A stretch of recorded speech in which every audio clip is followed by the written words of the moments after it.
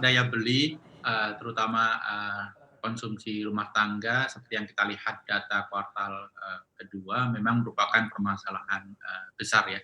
Karena biasanya selalu tumbuh di atas 5%, kali ini negatif di atas 5%. Padahal konsumsi ini merepresentasikan sekitar 60% ekonomi kita. Jadi mengadres daya beli masyarakat, daya beli rumah tangga itu merupakan faktor kunci kalau kita ingin menghindari resesi terjadi. Walaupun kalau kita melihat data kuartal kedua, kemudian situasi kita saat ini hingga bulan Agustus, rasanya potensi resesi itu cukup besar. Jadi di atas 50%.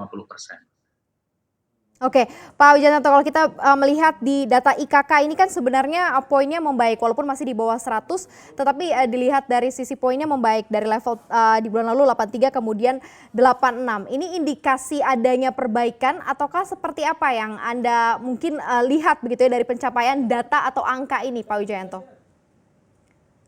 Ya, jadi sepanjang IKK ini di bawah 100% sebenarnya konsumen masih khawatir, masih belum bisa dikatakan optimis begitu ya. Jadi peran konsumsi itu masih lebih memberikan tekanan ke bawah pada pertumbuhan ekonomi daripada tekanan ke atas. Tapi yang kita syukuri adalah trennya positif. Tapi untuk mencapai di atas 100 rasanya masih perlu waktu cukup lama, beberapa bulan ke depan. Semoga BLT yang digelontorkan pemerintah itu bisa memperbaiki consumer confidence tadi, sehingga mereka kemudian mulai mengkonsumsi dan ekonomi terdorong ke atas.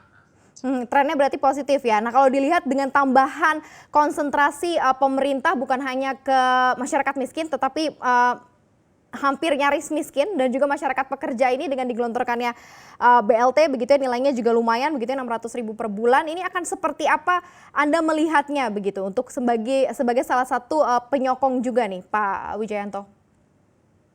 BLT ini tentunya akan sangat positif dampaknya ya, jauh lebih positif daripada ketika bansos itu masih diberikan dalam bentuk sembako.